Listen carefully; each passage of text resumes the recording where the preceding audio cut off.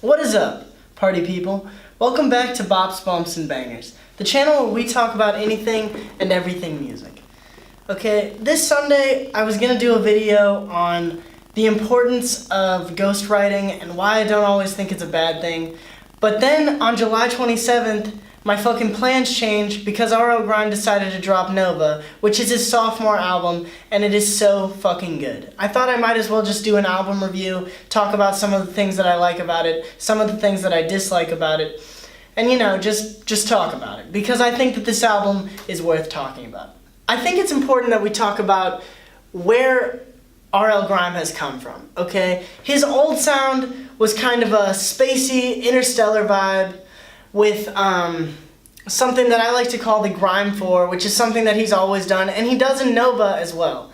The Grime 4 is when he has 8th note runs leading up to bass drops, but he drops the bass on the 4th beat instead of the 1st beat. The 8th note runs leave you anticipating that he's gonna drop it on the 1st beat, but then he pulls it back and waits until the 4th beat, which is something it's just literally dripping in banger juice. It's so fucking good. And his new sound uses those things. Like, he still has Grime 4, like I said. He still has the idea of using the Grime 4 in songs like Undo and Pressure.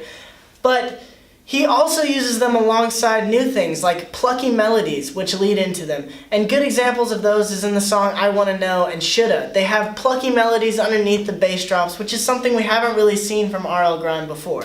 So we've talked about what his sound now is in Nova with the plucky melodies and the new vocals, but I think it's also very important to talk about the features, because he has some incredible features on here, okay? Some of my favorites on this album are on the song OMG with Joji and Chief Keef, the song Light Me Up, which features Julia Michaels and Miguel, as well as the song Undo with Tory Lanez and Jeremiah, okay? I think Jeremiah's vocals, I think Miguel's vocals really are a staple in this album, and they're the sound that I'm talking about that's very new with Grime that we have never seen before, but they are so fucking good. And these songs are honestly singles. The best single that came out before he dropped Nova was Era, in my opinion, and it's the 3rd beat where he uses this new influence of drum and bass sound to change up the beat, and you're not ready for it, and it comes out of the left field, and I think it's so fucking good.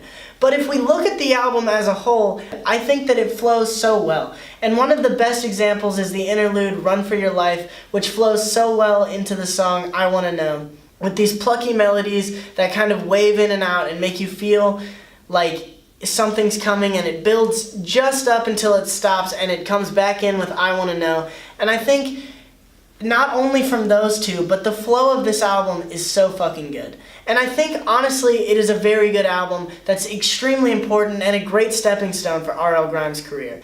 The only complaint that I have about this album is that I don't really like the song UCLA with 24 Hours. I think it's very cliche, I think the bass drop is pretty good, and I think the beat is good, but I just don't think 24 Hours' lyrics really fit with Grime's vibe, and I think it kind of feels out of place in the album. But as a whole, I think Nova is banger status. This is an extremely anticipated album, and I think it's so fucking good. If you're not listening to this album, you should be listening to this album because it's extremely important. The features are good, it's a great mix of his old sound with his new sound, and I think he's going to incredible new places with his music, and I think it's something that everybody should listen to.